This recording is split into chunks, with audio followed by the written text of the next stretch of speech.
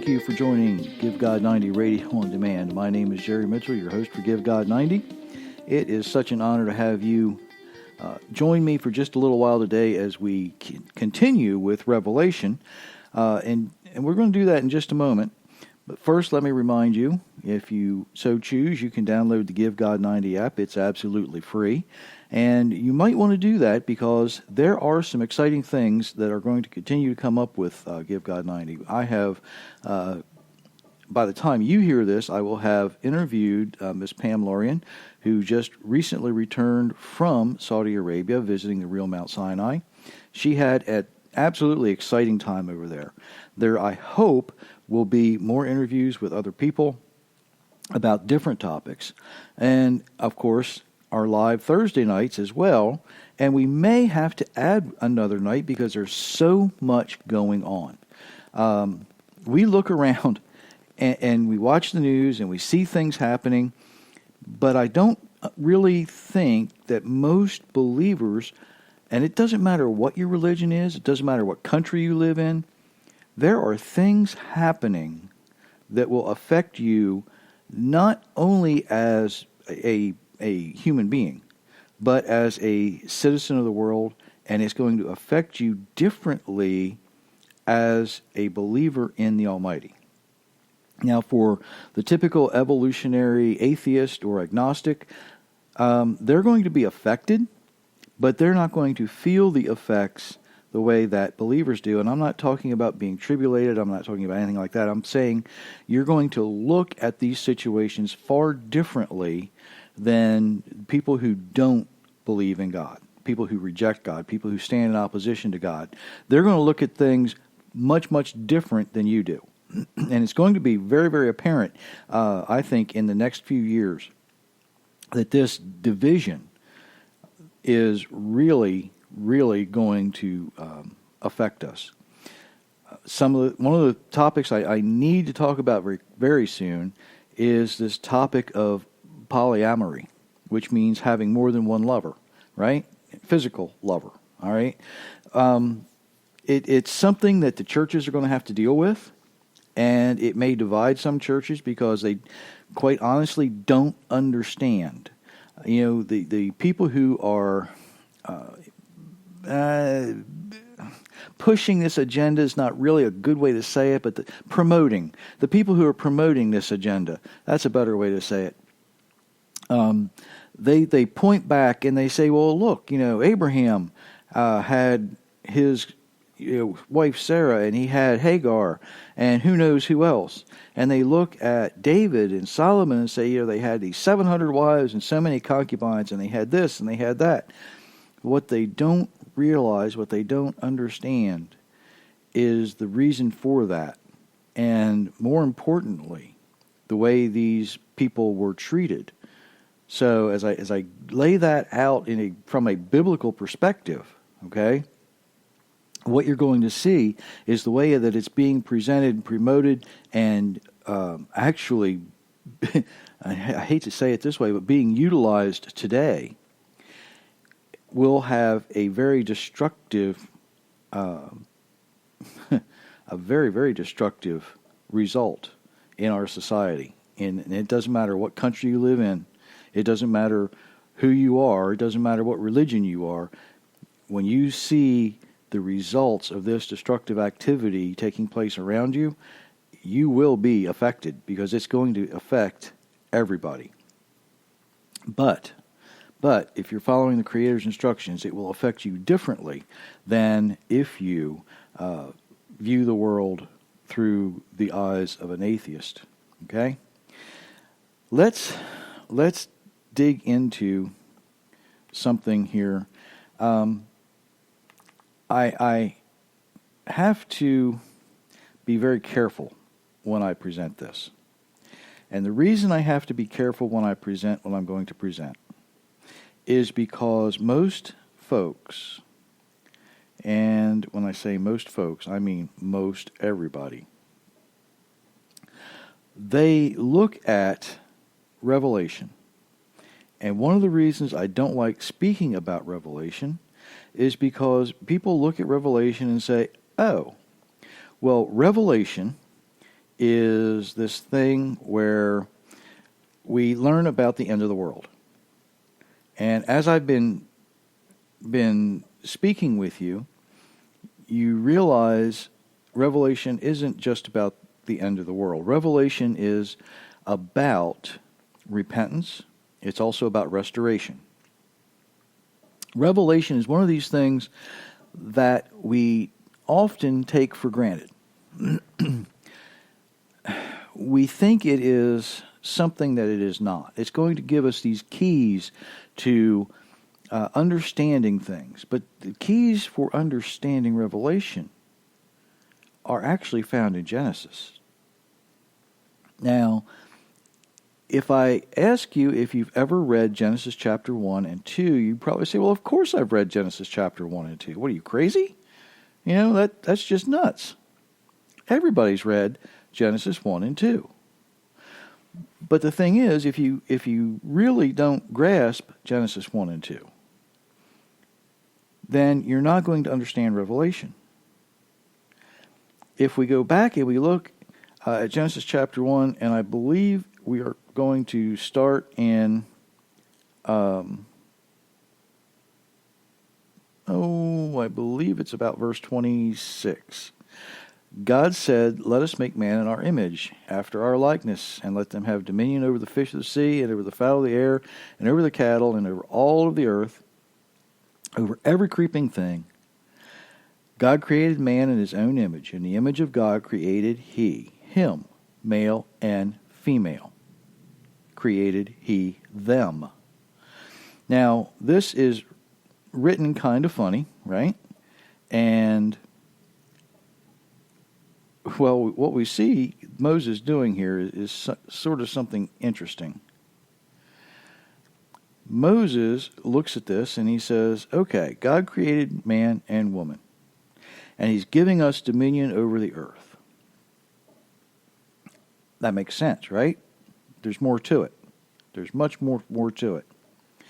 Because the first thing God says to Adam and to Eve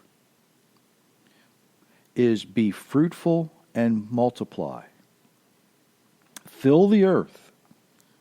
Fill the earth. Have dominion over it. Have dominion over the fish. Have dominion over the fowl of the air. Everything that walks and moves. God said then that he's giving us vegetation to eat. Now, I'm not promoting vegetarianism or anything like that here. What I'm saying is that this language that we see here is more than instruction. This language that we see here is a two-way street. We're going to learn more about that in just a second. The language we see here is covenantal. God's giving us the earth. He's handing it to us. But that's not what he's doing. We're going to have dominion. That doesn't mean that we get to take possession of it. That means we get to live in God's house according to God's rules. One of God's rules is that we have to be fruitful and multiply, fill the earth, and subdue it. We have to raise families, have children. Why would God be so insistent that the first thing he tells us is to have children? Because later we're going to see in Deuteronomy that we have children so that we can teach them to teach their children, to teach their children, to teach their children, and so on, and so on, and so on. That our Creator allows us to live in his home, and we're going to follow his rules. And we're going to do the things that he asks us to do. Okay? That is why this is so important. Now, let's continue in Genesis chapter 2, where we read, and the Lord God planted a garden eastward in Eden, and he put the man that he had formed out of the ground, okay? And he put him there to tend it and keep it. And then we get the geographical boundaries of what's going on here.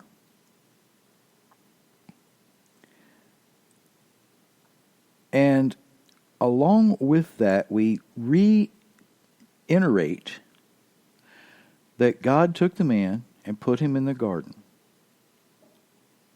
to do what? To tend it and to keep it. Man's duties were to be obedient, care for the garden, care for the earth. It is part of this covenantal agreement. Now, I'm going to get into that in just a second. But before I do, I want to think about something. Man's duties to be obedient, care for the garden, care for the earth. Is it any wonder? We look at Cain and Abel.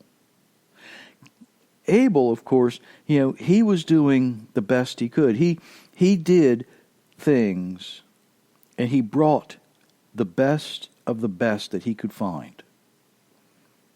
Cain, he was a little less aggressive in caring for the things he was taking care of. Okay? Cain, he just kind of slapped some stuff together and brought it. Well, the problem with that is that God looked at Abel and he said, Abel, you know what? You brought me some really, really good stuff here. That's wonderful. And he looked at Cain and said, what have you done? You just slapped a bunch of junk together and brought it to me like, and I hate to use this analogy. I really do, but this works. It's kind of like he stuck a flower in an old mayonnaise jar and that was Grandpa's Christmas present. Let's just face it. That's what it really is. It wasn't about Abel taking care of the animals. It was about their attitude in what they brought. Abel brought the best. Cain brought something. We were given the opportunity to care for creation. This creation that the Almighty created, He allows us to live and care for. So, is it any wonder that Abel's offering was accepted with much more fanfare than Cain's? Is it really any wonder? If we look at this as a covenant relationship, and a covenant has three parts, all right? It has an agreement, it has an arrangement, and it has a confirmation. It has an agreement, arrangement, and a confirmation. Now, an agreement is where the parties that are involved agree they want to be in a special relationship. The arrangement is the terms of that agreement, what's written down on the contract, so to speak. Okay? Now, the confirmation is what each party displays action-wise that confirm that covenant. It's not like you sign a contract. The confirmation of a covenant goes much farther than that. And many times we use it and don't realize it. All right? If you go visit someone and you knock on the door, you ring the doorbell, whatever, however it is that you're going to let them know you're there, and they come to the door, open the door, and invite you in. Once you step across that threshold, you have entered into a covenant agreement. Okay? The covenant agreement you have entered into is called a threshold covenant because you stepped across the threshold. It goes back thousands of years. All right. Once you step across that threshold, now, the individual who invites you in, okay, their confirmation of the covenant is they open the door and invite you in. Your confirmation of the covenant is you step across the threshold and enter their house. Now, the terms or the arrangement of the agreement is they're providing you protection under their home, under the roof of their home. You, in turn, live and respect the rules of their house. It's that simple. Now, I don't really think even if at your house, you walk in and the first thing you do is maybe jump on some piece of furniture 4 or 5 times, and I don't think if you go to somebody else's home that the first thing you're going to do is do the same thing you're going to do at your house, right? Or I would hope you wouldn't. I hope you would have enough respect for your host or hostess not to do something that they wouldn't like, because in that case, you would be asked to leave, right? Because even though you have entered that covenant, there is what we could say penalty for violating the covenant. Okay, and the penalty for violating a threshold covenant is if you were the offending party, you would be asked to leave. Okay, now if the person who invited you in did not provide the protection that you would expect, chances are you'd leave if you were able, right?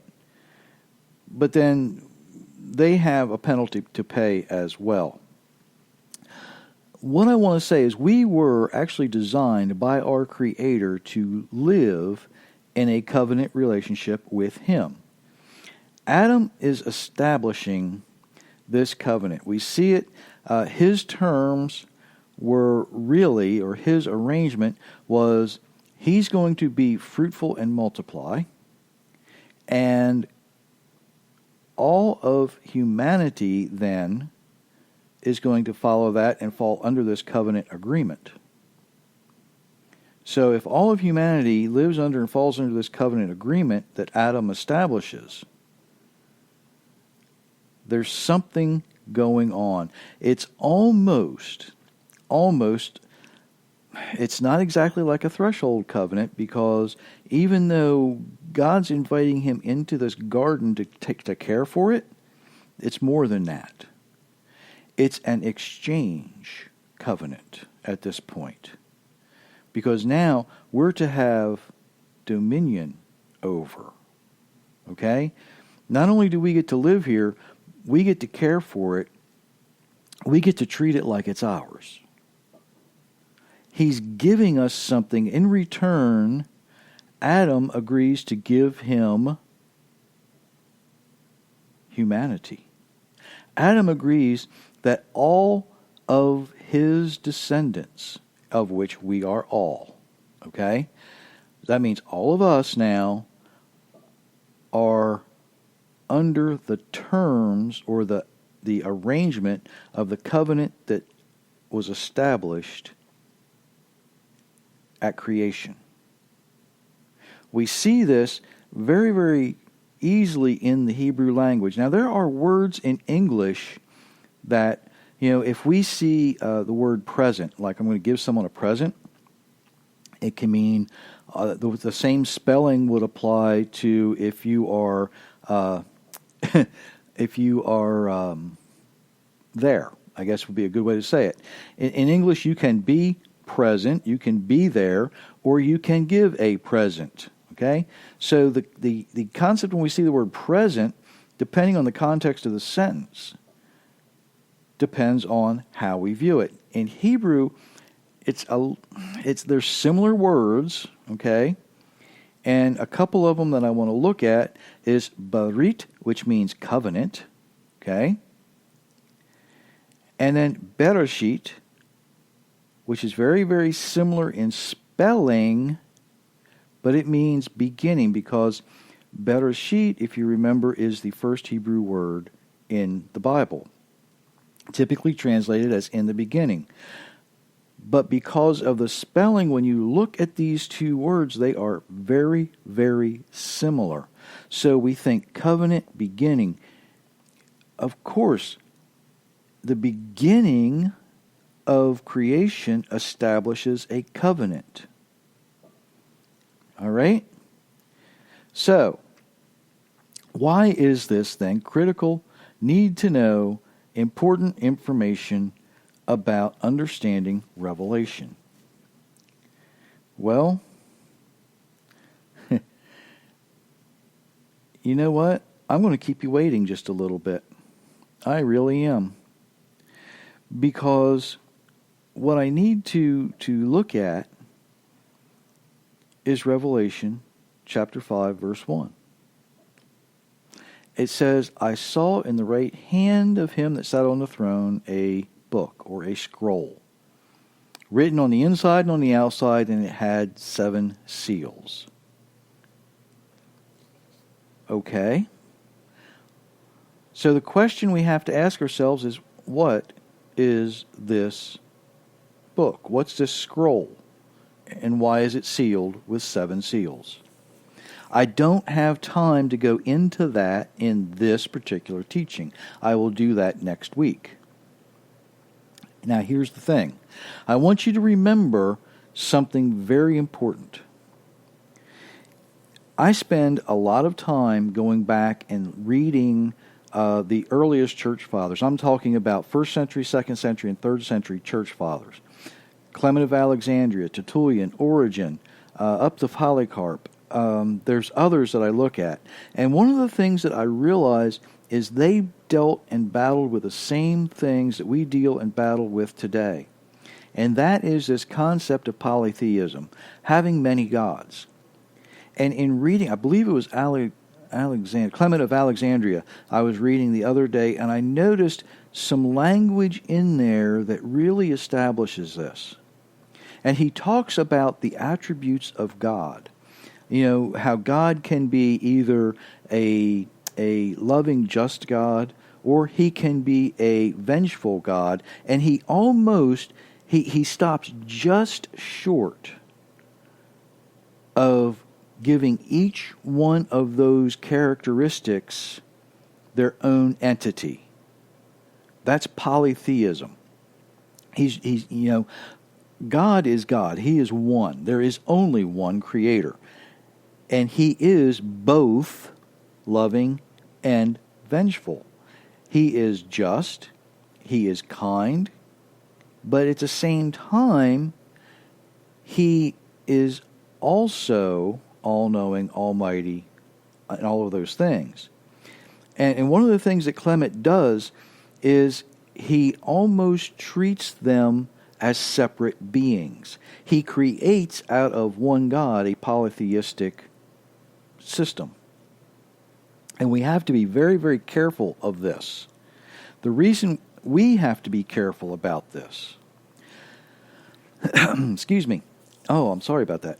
The reason we have to be careful of this is because we do the same thing. You know, we think about God in one aspect, and then we look at something else. And the reason I have to remind you of this now is because when I come back and revisit this, this is very important and key. We have to remember what the covenant is, who the covenant is with. It is with the Creator, the singular only God, the God of Abraham, Isaac, and Jacob. Anything else will get in the way of you understanding Revelation. It will get in the way of you understanding what that scroll is in the hand. And it will get in the way of really being able to grasp the concept of repentance and restoration. Because that is what Revelation's about. It's not about the end of the world. It's about setting things right. Not only from ourselves, but from the viewpoint of the Almighty as well. Ladies and gentlemen, I appreciate your time.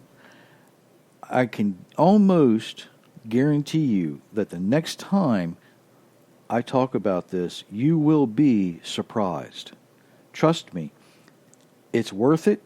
You will be surprised. Until next time, I wish you many, many blessings.